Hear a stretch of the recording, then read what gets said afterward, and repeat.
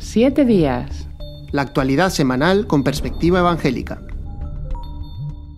Hola amigas, amigos, les saluda Pedro Tarqui y les damos la bienvenida a este programa de Areópago Protestante, que esta semana tiene una parte muy especial en la que junto con Daniel Ofkan, director de Protestante Digital, y Jonathan Soriano, redactor del mismo medio, tenemos el privilegio de recibir a 3 personas que están haciendo una labor tremenda. Son Marcos Ofkan, profesor de religión evangélica en el colegio Terras de Maside, en Ourense, Galicia. Muy bienvenido, Marcos. Hola, muchas gracias. Miriam Vica, que desarrolla el proyecto de compensación de desigualdades educativas de la entidad evangélica Diaconía en el mismo colegio que hemos mencionado. Muy bienvenida, Miriam. Hola, muchas gracias por la invitación. Y Conchi Rodríguez, directora general de Diaconía España, que es el paraguas y la entidad que inició, y después analizaremos este proyecto a nivel nacional. Muy bienvenida también, Conchi. Hola, gracias, Pedro. Pues, Dani, si nos quieres un poco hacer un resumen de cómo y por qué esta noticia ha tenido impacto en la vida pública allí en Galicia.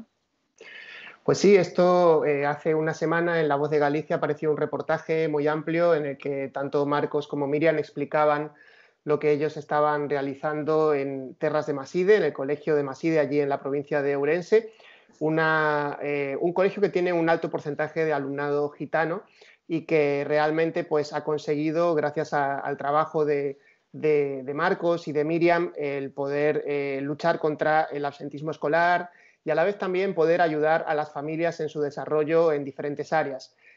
Vamos a estar conversando con ellos porque realmente es una muestra de cómo desde una cosmovisión evangélica y desde una perspectiva de obra y de acción directa se pueden conseguir resultados muy interesantes y también estar siendo sal y luz en esos ámbitos tan importantes como son el de la educación, el de la atención social.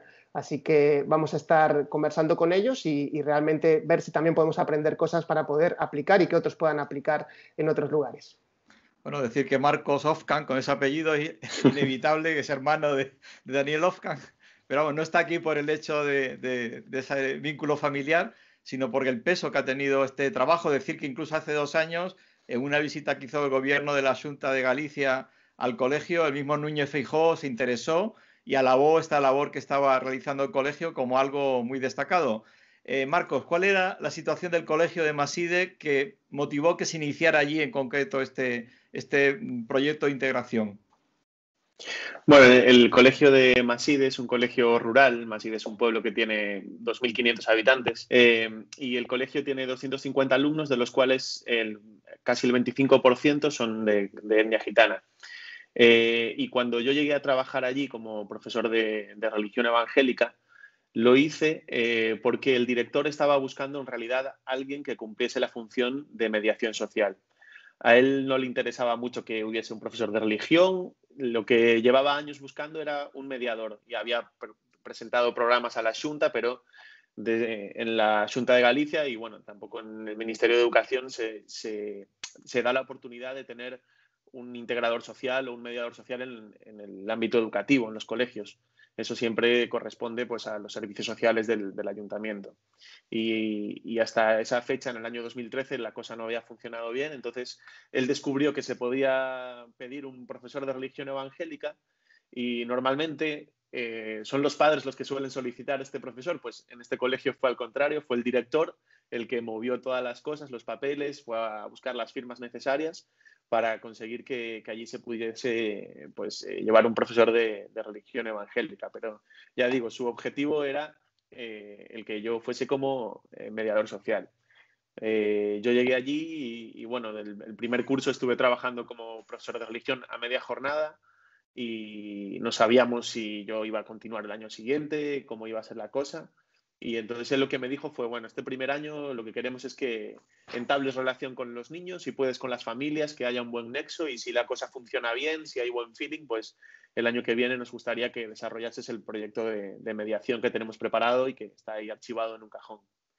Y bueno, la verdad es que la situación en el colegio era bastante alarmante porque de los casi 50 niños, alumnos y alumnas de etnia gitana, solo asistían con regularidad 12 o 13, con lo cual había una tasa de absentismo súper elevada que ya venía siendo así desde hacía muchísimos años, entonces ni desde el ayuntamiento se ponían medidas para solucionarlo, ni desde la Xunta de Galicia tampoco, ni la Fiscalía de Menores eran capaces de atajar el problema, entonces, bueno, hacía falta algo diferente.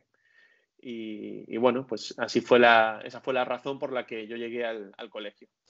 Sí, Marcos, comentabas ahora la importancia que ha tenido la enseñanza religiosa evangélica en lo que es el principio de lo que ahora ha llegado a ser este proyecto de mediación que estáis llevando a cabo. ¿Cuál crees tú que es el papel de esta enseñanza religiosa evangélica en todo este proyecto?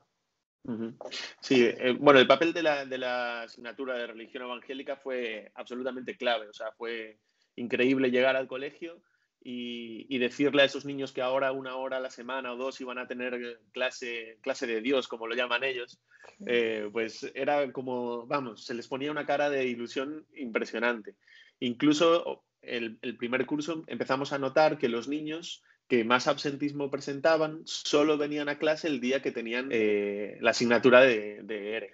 Así que es evidente que el papel de la ERE ahí ha sido fundamental.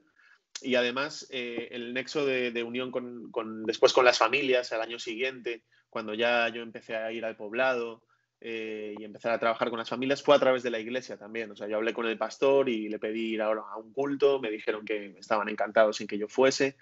Me conocían ya de oídas porque los niños, el profe Marcos para arriba, el profe Marcos para abajo, y al final todo lo que tiene que ver con Dios y con la Biblia y con todo esto que a ellos pues, en su cultura está muy arraigado, pues fue lo que nos abrió las puertas para entrar también al poblado, a conectar con las familias y con toda la gente que vive allí en esos poblados.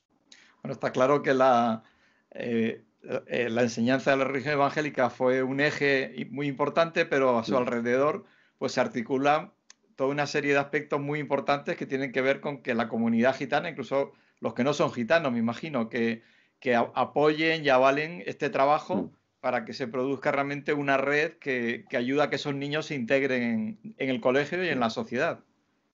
Sí, desde luego en el colegio.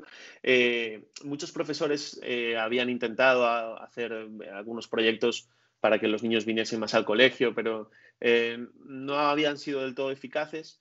Entonces, cuando vieron que los niños respondían muy bien a la relación conmigo y que venían más al colegio, la verdad es que me dieron libertad absoluta. A partir del segundo curso que yo empecé a trabajar allí, me pidió el director que empezase a desarrollar el trabajo de mediación, el proyecto, y yo tenía media jornada disponible.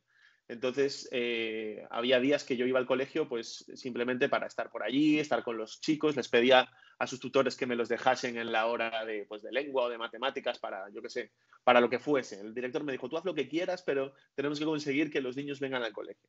Y como eran niños que tenían mucho desfase curricular, porque niños que hasta quinto, sexto de primaria no habían asistido nunca, en realidad en el aula tampoco podían trabajar al nivel de la clase. Entonces, para ellos era beneficioso también salir y estar atendidos en su propio nivel.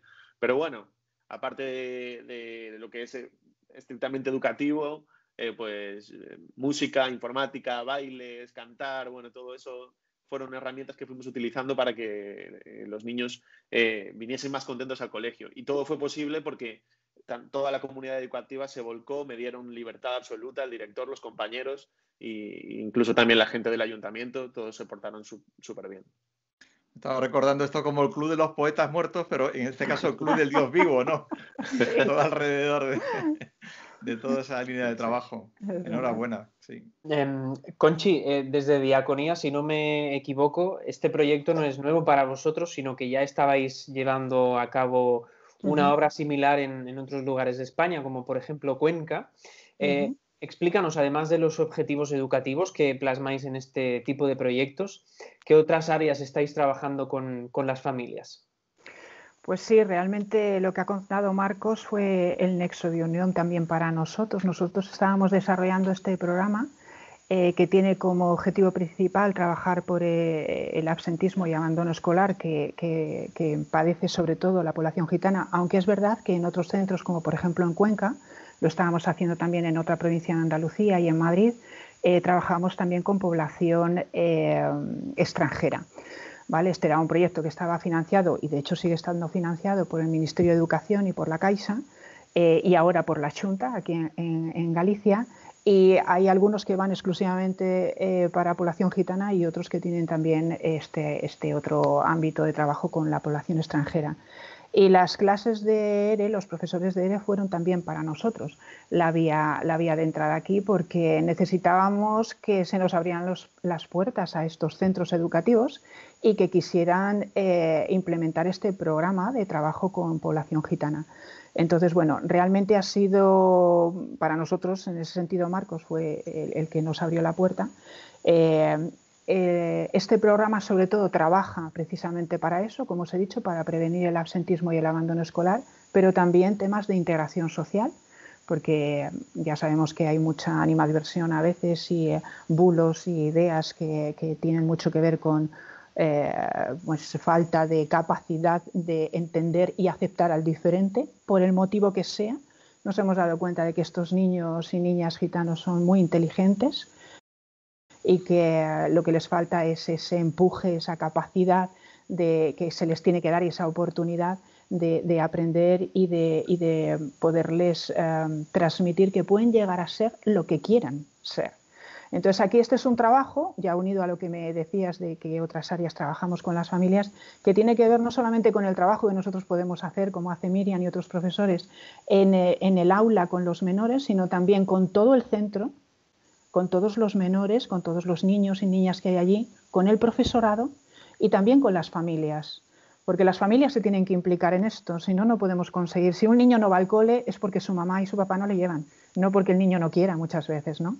Entonces eso es algo que trabajamos, algo que ha trabajado Marcos, que trabaja Miriam, porque realmente eso es algo a trabajar con los padres y es lo que hacemos. O sea, trabajamos con los menores, con apoyo escolar, la importancia de ir al cole, la importancia de animarles a que puedan seguir con sus estudios, pero a la vez tenemos que trabajar con los padres todo el tema de la importancia de que puedan estudiar hasta el final de todas las posibilidades que tienen, tanto en el colegio como en instituto.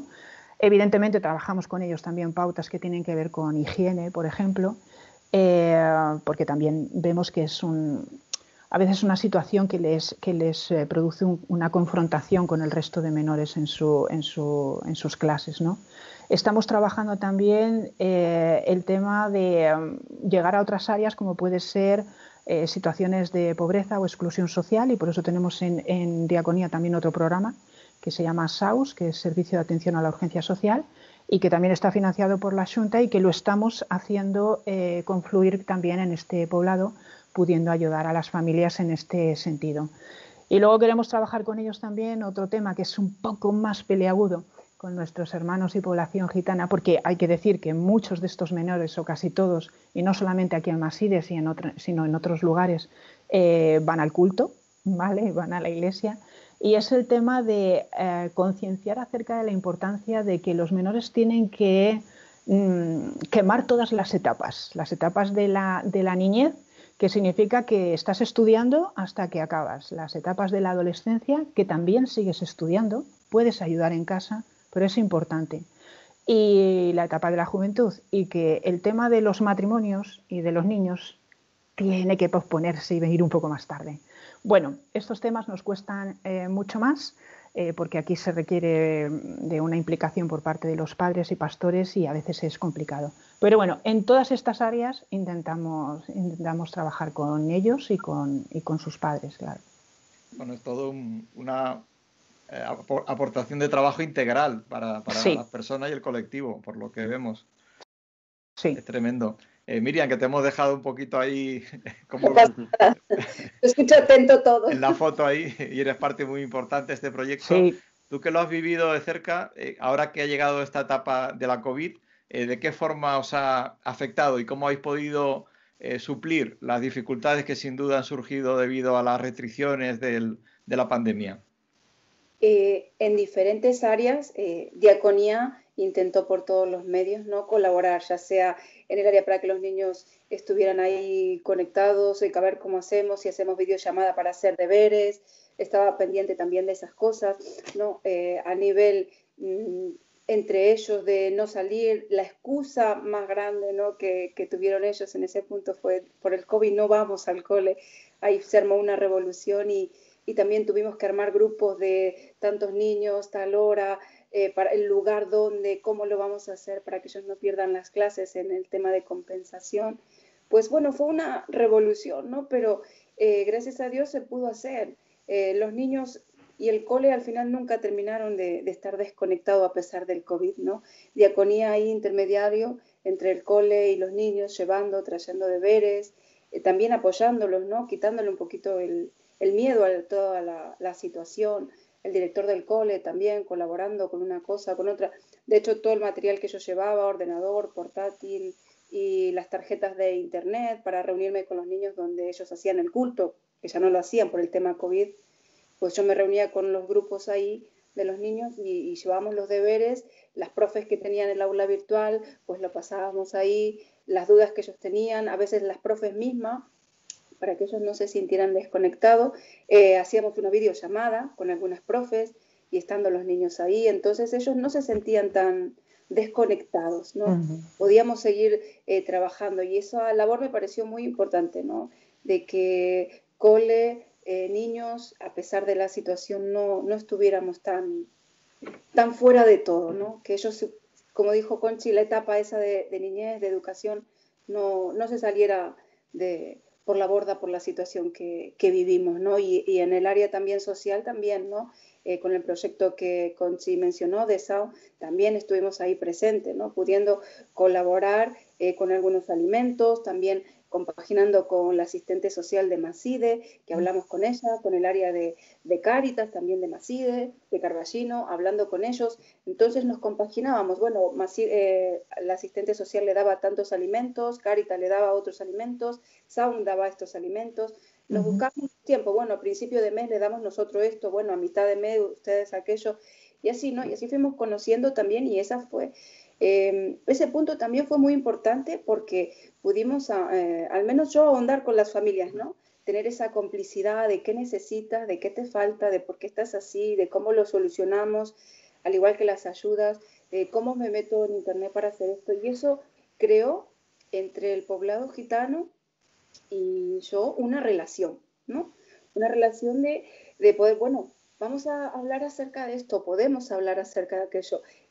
Cosas así que para mí fueron importantes porque ganarme la confianza de ellos era un punto.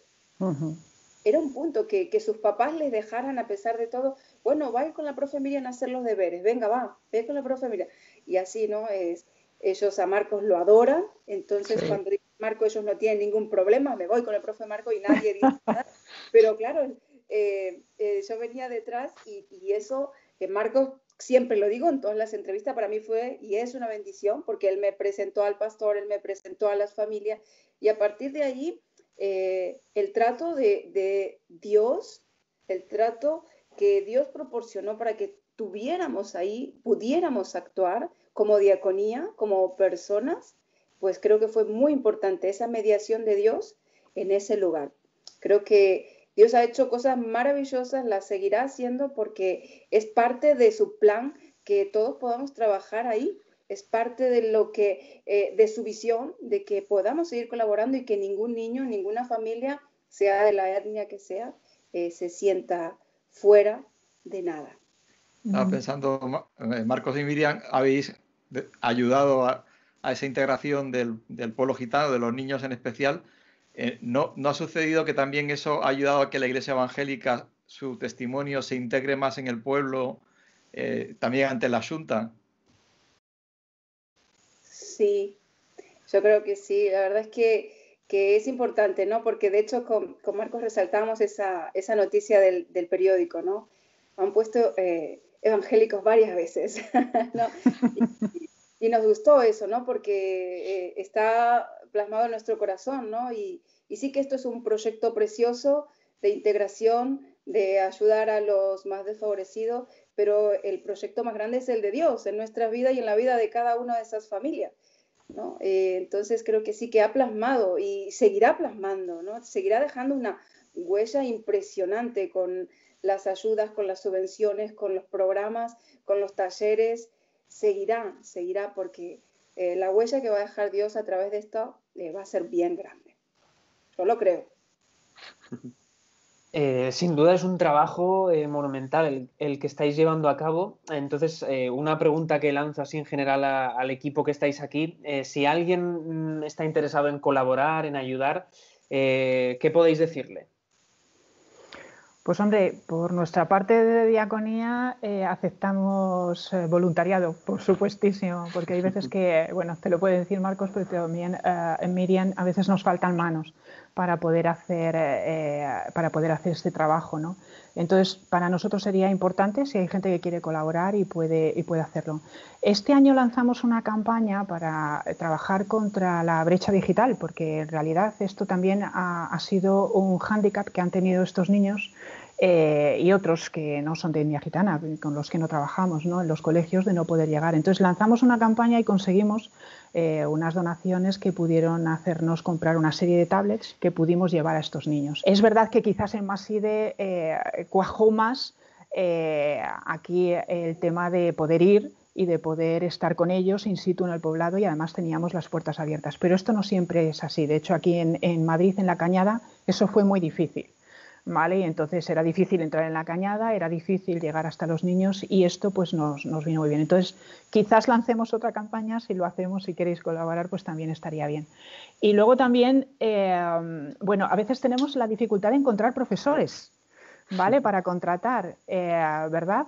Nos resulta difícil encontrar personas, nos gusta que sean personas creyentes, porque no hay. Y si fueran de etnia gitana, que lo hemos conseguido muchas veces y los hemos tenido, mucho mejor, porque no hay muchos, pero sí que los hay, que sí que son de etnia gitana, y por supuesto ellos tienen las puertas todavía más abiertas que el resto, ¿no?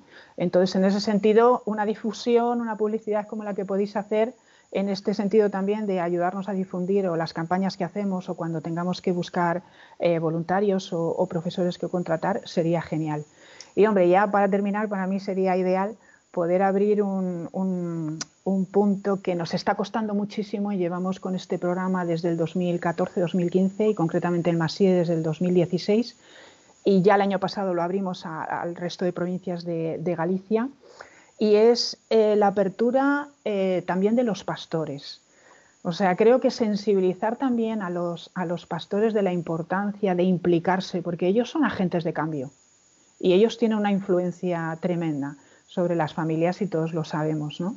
Entonces, si ellos nos abren sus cultos, sus iglesias, si ellos van en la misma línea de trabajar determinados objetivos que estamos trabajando con ellos, esto daría un cambio totalmente para nosotros fundamental. Entonces, bueno, yo apuntaría esas cosas, por lo menos desde Diaconía, que son las necesidades que tenemos, porque, bueno, si podéis difundir en este sentido y dar publicidad, nos ayudaría muchísimo al desarrollo de este programa. Una pregunta, Conchi. Si alguien quiere ser voluntario o profesor de ERE, ¿qué requisitos les pedís en cada caso y cómo podrían ponerse en contacto con vosotros? Bueno, nosotros tenemos una dirección que es rrhh@diaconia.es, que es Recursos Humanos, donde poder enviar los currículums de las personas que quieran trabajar con nosotros. Si no, para voluntariado tiene que ser a info@diaconia, que es en la otra dirección que tenemos, donde, bueno, es más general, y en cualquiera de los dos poniendo programa de compensación de desigualdades educativas, para que nosotros podamos saber que llaman por eso. ¿Qué requisitos? Bueno, al voluntariado, pues eso, unas ganas tremendas de poder trabajar. Lo que no sepan ya les enseñaremos nosotros del trabajo con este colectivo, y de conocer también su idiosincrasia y sus particularidades, y también pues todo lo que hiciera falta para que pudieran ayudar, ¿no? Y luego, en cuanto a las personas que trabajan, normalmente contratamos a personas que tienen pues una titulación universitaria como profesores, pero no siempre. Es decir, es verdad que hay que dar apoyo escolar, y a veces trabajamos con colegios y con institutos. Por lo tanto, tienes que tener un mínimo nivel como para poder dar apoyo escolar en materias troncales, como puede ser lengua o matemáticas, o sociales o naturales, que se necesita, pues bueno, tener ahí una cierta formación como para poder estar a la altura de poder apoyar a estos chavales, ¿no? Pero también es muy importante figuras como educadores, como mediadores sociales, Y bueno, sobre todo, de verdad, un bien muy preciado es si son dentro del ámbito de población o de etnia gitana, ¿no? Entonces, esos serían más o menos los recursos. Pero bueno, o sea, los requisitos. Pero si ellos nos contactan de esta manera, nosotros ya nos pondremos en contacto con ellos y veremos posibilidades. Vale, primer punto del currículum, ganas de trabajar, ¿no? Entusiasmo. Sí, mucho entusiasmo. Bueno, para terminar, y os lo pregunto a los tres, incluso si contestáis los tres mejor, ¿alguna cosa que se nos haya escapado que no hayamos preguntado o alguna experiencia también personal que os haya llegado, que se os haya quedado en el recuerdo positivo de todo este tiempo que habéis trabajado en este proyecto? Bueno, experiencias a pie de campo, la verdad que hay muchas. Hay muchas buenas y también hay muchas malas. La verdad que es un trabajo en el que hay que ser muy constante, en el que te vas a encontrar muchas piedras y es un trabajo, yo siempre, bueno, en el campo ahí con Miriam, lo estamos hablando últimamente estas últimas semanas, que es un trabajo que tiene un valor eterno. Nosotros no podemos llegar a calcular cuánto de valioso puede ser para ellos. Tal vez en el día a día nos gustaría ver resultados más palpables y más directos, como por ejemplo llegar a ver que un niño termina la ESO o consigue un trabajo o algo así. Pero los primeros años están siendo, bueno, pues de que nos conozcan, de conectar bien con las familias y es una carrera de fondo. Esto es como una maratón. Entonces, bueno, necesitamos mucha paciencia y que nuestro ánimo no decaiga. Y la verdad que, bueno, aún en este poquito tiempo que llevamos desarrollando el proyecto sí que hemos visto, pues por ejemplo, la tasa de absentismo se redujo de un 80% a un 10%. Cosas así, pues te animan a seguir, obviamente. Estamos viendo cómo ya niños llegan a secundaria sin haber repetido ningún curso y que están en segundo curso de secundaria, que normalmente el segundo de la ESO es el curso cuando cumplen 16 años y ya abandonan, pues que ya están ahí, ya van llegando sin repetir, incluso algunos que se están tomando el curso bastante en serio. Entonces, bueno, sí que vemos avances también en ese sentido. Y bueno, luego el proyecto es tan integral y es tan amplio que cualquier pequeño pasito que logras dar, que la verdad es una gozada. Pero bueno, sí que queda mucho por hacer y nos gustaría ver pues muchísimos más resultados. Es verdad, sí, es cierto, es muy gratificante. Son esos pasos que parece que son así pesadísimos cuando levantas el pie, pero cuando llegas ahí, tocas el suelo firme y ves que estás ahí, que estás en la tierra, estás trabajando. A ver, yo soy una persona que hago todo lo posible para integrar, para dar lo que tengo en mi corazón, ¿no? Y a mí me es imposible, y ahora me está costando muchísimo no poder abrazar a los niños. Es que el cariño que volcamos con ellos, a veces lo conocemos de una semana o dos, pero es que hay cosas que son inevitables con ello, ¿no? Porque, como les dije en un principio, este plan maravilloso de Dios abarca tantas áreas y que ese amor que Dios pone en nuestro corazón para trabajar con estos niños, porque ese también es un requisito muy importante, ese amor en nuestro corazón para trabajar con ellos, porque no cualquiera puede trabajar con ellos. Aparte de la paciencia, aparte de ser un buen voluntario, necesitamos el amor de Dios en nuestro corazón para vivir experiencias maravillosas, que es lo que al final trabajando con ellos es la paga más bonita que te llevas cada día, porque como dijo Marcos, a lo mejor no veremos grandes logros, pero sí podemos sembrar en esos corazoncitos tan pequeñitos. Para mí es maravilloso a veces cogerles de la mano o que ellos mismos me digan, vamos a hacer una pequeña oración. Para mí eso es maravilloso porque ellos son personas que aman al Señor, muchos de ellos. Y por diferentes cosas a veces uno se le va pasando, ¿no? A ellos lo que es Dios en su vida. Y cuando estoy ahí y puedo decirle, oye, mira, esta alabanza, o mira, vamos a hacer las cosas como a Dios le gusta, no, en medio de una clase, en medio de enseñarle matemáticas, oye, eso no se hace, que a Dios no le gusta que hables así. Para mí eso es un granito de arena muy, muy importante y son experiencias con los niños preciosas, preciosas. La verdad es que no me voy a olvidar nunca del paso por diaconía. Espero estar mucho tiempo, pero la verdad es que es para mí el que diaconía haya aparecido en mi vida es una respuesta de Dios de hace mucho tiempo en mis oraciones. Y trabajar con los niños más desfavorecidos, para mí es un regalo que Dios me ha hecho y quiero cuidarlo así como mi tesoro. Así que experiencias muchas y preciosas. Bueno, yo quizás ahora, mi puesto como directora, estoy un poquito más alejada a veces del contacto directo, pero no del todo, ¿eh? Sigo interviniendo con diferentes colectivos y la verdad es que esto es lo bueno porque nos ayuda a no desconectarnos realmente de las necesidades y de la realidad. Y que como entidad a veces puede ocurrir eso, ¿no? Entonces no podemos nunca desconectarnos. Entonces yo creo que habéis hecho una entrevista estupenda porque nos habéis preguntado absolutamente todo lo que queríamos compartir. Pero bueno, sí decir que el trabajo que tenemos como ONG, por ejemplo, y dentro del ámbito evangélico, el trabajo social yo considero que es como cerrar el círculo. Nosotros hablamos en trabajo social de dar una atención integral y es vital. Y nosotros tenemos ese aporte que hacemos desde nuestra fe de por qué estamos haciendo esto, que también tiene que ver con atender todas las necesidades de las personas. Entonces me siento muy orgullosa en ese sentido de pertenecer a una entidad como muchas hay en España, evangélicas, que se dedican a la acción social, que aportamos también ese grano de arena en el ámbito social, pero que evidentemente tiene un distintivo por el hecho de ser creyentes y de obrar también en consecuencia por nuestra fe también en Jesús, ¿no? Entonces, bueno, creo que es muy importante cómo podemos influir en los niños, así que yo siempre les animo a los profes y a todos los que trabajamos en proyectos. Nosotros tenemos proyectos de intervención con víctimas de trata, con personas refugiadas, programas de mediación, de empleo. Cada cosa que hacemos, y concretamente en esto de los niños, como ha dicho Miriam, cada semilla, cada acción que hacemos con ellos, estamos contribuyendo. Y sobre todo en los niños, que queda muy claramente marcado nuestro paso por sus vidas, ¿no? Entonces creo que es de un valor impresionante, lleguemos a 1000 o lleguemos a 10 o lleguemos a 1.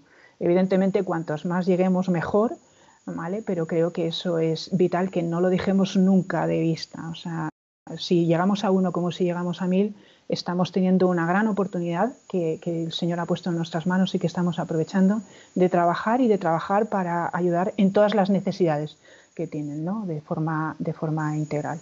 Entonces, esa sería mi contribución también.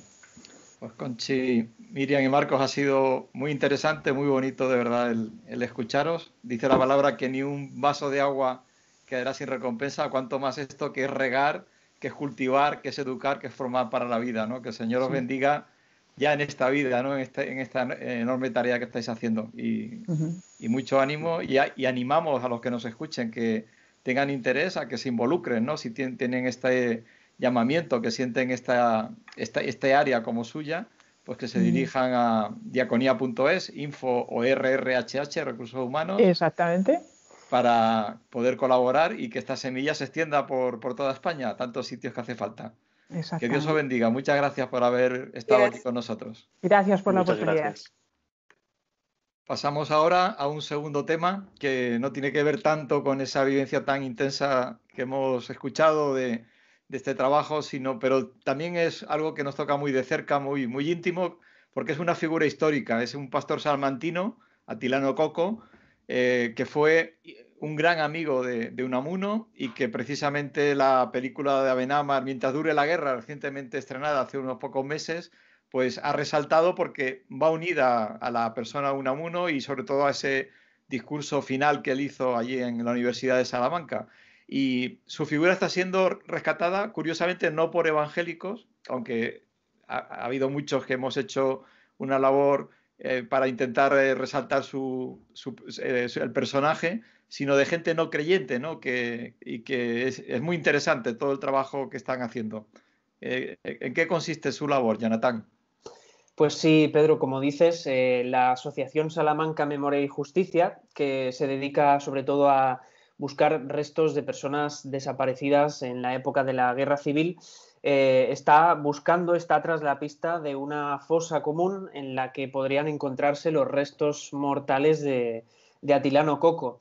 desde la asociación llevan tiempo trabajando en este tema, han digitalizado miles de ficheros, entre ellos una petición de libertad de Atilano Coco por parte del gobernador franquista que gobernaba en la cárcel en la que se encontraba Coco, pero que es una petición de libertad que no fue real, sino que sirvió para sacar al pastor protestante de la cárcel en la que se encontraba junto con otro grupo de presos y trasladarlo a otra zona, y fue en ese momento de traslado en el que fue asesinado junto con los otros presos. Pues después de muchos años de buscar la ubicación de esa fosa, esta asociación ahora mismo ha recibido informaciones de testigos orales del pueblo de El Cubo de Tierra del Vino, que se encuentra en la provincia de Zamora, y esos testigos apuntan a una zona en una especie de monte que antes se dedicaba al cultivo, pero que curiosamente esa zona no se cultivaba. Entonces, eso es una pista muy importante para poder excavar esa zona, y eso es lo que a esta asociación le ha dado la pista de que quizá ahí puede encontrarse una fosa con restos mortales, y entre ellos los de Atilano Coco. Qué bueno que gente que no está vinculado a la Iglesia evangélica que le dé importancia y trascendencia y que saque a la luz pues lo ocurrido, ¿no? La tragedia de aquellas circunstancias en las que hubo ciudadanos no creyentes, ciudadanos católicos y ciudadanos evangélicos, como es el caso de Atilano. Yo tuve la carta, me la enseñaron en la Fundación Pluralismo y Convivencia, una copia, una fotocopia, en la que Franco dictaba la sentencia de muerte de Atilano, y la verdad es que al leerlo te tiembla el cuerpo, ¿no? De imaginarte ese momento de cuando el dictador decidió que tenía que morir este hombre por sus ideas, ¿no? Por no ser afín al régimen. Sí, matizar en cuanto a lo que decías de una asociación secular que busca los restos de una figura tan importante para el protestantismo español, que esta entidad ha recibido una subvención de 8.000 euros por parte de la Junta de Castilla y León, 8.000 euros que forman parte de las subvenciones por la Ley de Memoria Histórica, y que curiosamente esta investigación se pone en marcha por la petición de uno de los familiares de los presos que murieron, que fueron asesinados en el mismo grupo en el que viajaba Atilano Coco. Ese rastreo, a través de esos documentos y de los testigos orales del pueblo de Zamora donde se encuentra el terreno, es lo que ha llevado también a la asociación a concluir que probablemente los restos de Atilano Coco pueden encontrarse en ese lugar. Sí, quizás sea también un buen momento para repasar la situación de esta ley de memoria histórica y cómo todavía que sigue habiendo muchísimas fosas comunes con muertos que están todavía sin identificar, y que vienen de ese momento de la guerra civil que fue tan tremendo. No sé cómo veis el hecho de que esta ley pues todavía, bueno, en este caso que la ley de memoria histórica, que ya está aprobada, ¿no? Cueste tanto el desarrollarla. No sé cómo veis este tema. Sí, yo creo que el gran problema no es en sí la ley, sino la politización de la ley, ¿no? O sea, cuando una ley, por ejemplo, en África del Sur se llegó a un acuerdo de cómo cerrar heridas en torno a lo que había ocurrido con el apartheid y las matanzas de gente africana allí, pues hubo un momento de reconciliación, de perdón, de reconciliación y de reconocimiento. Y el problema es que aquí se hace la ley sin que se haya producido todo ese proceso. Entonces eso hace que en lugar de cerrar heridas se levanten los ánimos y se produzca una situación de la sociedad actual en la que hay un enfrentamiento, ¿no? Y que es triste, porque al final es evidente que aquellos que sufrieron la pérdida de seres queridos, que sus restos están tirados en algún lugar que no conocen, pues son dignos y su recuerdo merece que sean desenterrados y acogidos, ¿no? De forma que se les pueda dar la honra que merecen. Pero yo pienso eso, que estamos en una sociedad que cualquier cosa, incluso aunque sea justa y correcta, se convierte en motivo de debate, en lugar de buscar una solución conjunta. Sí, aquí también destacar, en relación a lo que comentabas, Dani, desde la asociación nos explicaban que ellos se dedican a la búsqueda de restos mortales y que lo hacen también en función de las peticiones que reciben de familiares de esas víctimas del conflicto aquí en la Guerra Civil en España.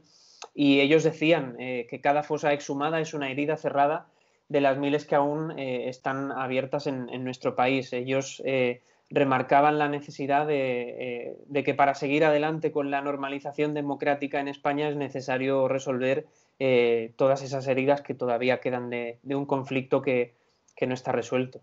Es más, yo apunto más atrás todavía, algo que muchas veces me he preguntado, que sería una alegría poder verlo, y es el tema de la persecución a los españoles de fe protestante por la Inquisición.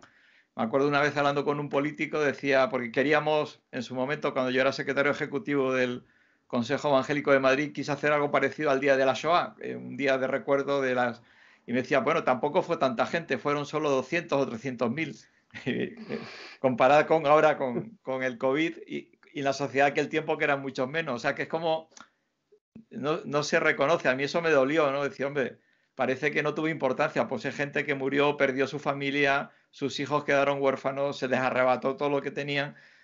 Y no es algo que ahora nos afecte, pero sí que está claro que eso no se ha restaurado. Es una forma de vivir la sociedad española, una forma de pensar, una forma de actuar con el disidente que queda impregnando toda la cultura y que llega hasta ahora de alguna forma. Porque yo a veces veo incluso en los partidos políticos más agnósticos, ateos o anticristianos, que en el fondo es una religión inquisitorial muy jerárquica en la que también el disidente es perseguido. Entonces, digo, es la misma cultura porque no hemos aprendido de aquel entonces, ¿no? Y yo pienso que es una deuda pendiente de nuestra sociedad. Decía Unamuno una frase en ese sentido, dice, el que olvida su pasado está condenado a repetirlo. Y nosotros hemos querido olvidar parte de nuestro pasado en este aspecto de la Inquisición, y yo creo que ahí tenemos una deuda no con nadie en concreto, sino con nosotros mismos como sociedad.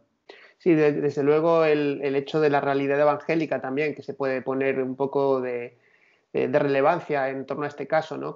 En el caso de Atilano Coco se trataba de un pastor anglicano, un pastor protestante, pero muchos otros también en esa época, en esos años, fueron perseguidos y también muchas iglesias fueron cerradas. Muchas iglesias evangélicas sufrieron diferentes formas de represión y realmente en esos años hubo incluso muchísimos misioneros extranjeros que se fueron de España ante el peligro de persecución que se estaba comenzando a abrir. Es verdad que luego las comunidades protestantes pues consiguieron sobrevivir de alguna manera, no fueron perseguidas de una manera tan exhaustiva como en el siglo XVI, pero sí que tuvieron muchísimos impedimentos para poder desarrollar con normalidad su vida y sus labores. Incluso muchas de las cosas que se estaban haciendo hasta entonces, que tenían que ver con escuelas, labores sociales, educativas, todo eso quedó totalmente cancelado hasta muchos años después. Y realmente es algo que incluso hoy en día te encuentras gente que no lo sabe, que no lo conoce o que no lo quiere reconocer, que realmente venimos de un pasado en el que ha habido intolerancia religiosa muy profunda en España. Y sería muy bueno que, como bien decías, Pedro, que esto no fuera un tema que se viera contaminado por una especie de tendencia política o por una perspectiva, sino que fuera algo que de alguna manera todos los españoles pudiéramos mirar hacia atrás para reconocerlo como algo que ocurrió, pero como algo que no queremos que vuelva a ocurrir y no ir más allá. No hay una doble intención en eso, sino simplemente el poder construir una sociedad mejor y un futuro mejor para lo que nos viene por delante, ¿no? Sí, ahí es interesante la importancia de las personas no creyentes, ojalá fueran creyentes, pero que están en el mundo de la cultura, como hemos mencionado a Benamar con la película en la que menciona a Atilano Coco, y sería bueno tener directores de cine, escritores, Delibes, cuando escribió El hereje también, rescató la memoria de los protestantes que murieron allí en Valladolid, pero que esto llegara a la cultura, que alguien rescatase, ¿no? Esto, Memoria de cenizas de Badíaz, que le dimos el premio Unamuno, y es una novela histórica de lo que ocurrió allí con con los monjes de Casiodoro de Reina y Cipriano de Valera en San Isidoro del Campo. Entonces, todo eso ayudaría mucho, ¿no? Y eso nos falta, gente de la cultura, o que sea creyente o que simplemente sea alguien interesado en mostrar estos aspectos que todavía no se han visto de la historia y en la que los protestantes evangélicos hemos sido una parte vital de la sociedad, normalmente para ser perseguidos, pues que se rescatase, para darnos la imagen digna, ¿no? No que se nos interprete a través de lo que ocurre en Estados Unidos o en Latinoamérica o en, no sé, en cualquier lugar del mundo, sino interpretados con lo que ha ocurrido aquí en España, porque hemos nacido aquí y venimos de generaciones de esta tierra. Pero bueno, espero que algún día lo veamos, y si no, en el cielo pondrán una película para que la gente se entere de qué es lo que pasó aquí. Yo creo que sí, yo creo que hay que ser positivos en ese sentido, porque cada vez hay más evangélicos en España, eso es una realidad. Por otra parte, creo que tiene que ser la tendencia natural que poco a poco vayamos ocupando más espacios de influencia en un sentido, ¿no? De influencia cultural, de recuerdo, de memoria, y qué importante es que trabajemos desde donde estemos, ¿no? Para eso también. No es algo que sea secundario de nuestro llamado, sino que es algo que forma parte también, yo creo, del ser sal y luz en medio de nuestra sociedad. Así que animar a todo el mundo, ¿no? Hemos estado antes hablando con quienes están haciendo una obra en colegios, con colectivos muy necesitados y tantas otras labores, ¿no? Importantes que se están llevando a cabo en el mundo evangélico, que muchas veces las traemos también aquí a este programa, porque vale la pena el destacarlas y el fomentar que sigamos en ese camino de aportar y en ese sentido ser sal y luz a nuestro alrededor. Pues nada, no hay mejor cierre que el que has hecho, Daniel, así que con eso terminamos. Muchísimas gracias por acompañarnos una semana más, a todos ustedes que nos han seguido hasta aquí, y también nos despedimos Daniel Ofcan, Jonathan Soriano y un servidor Pedro Tarquis. Si Dios quiere, nos vemos la semana que viene. Que Dios les bendiga.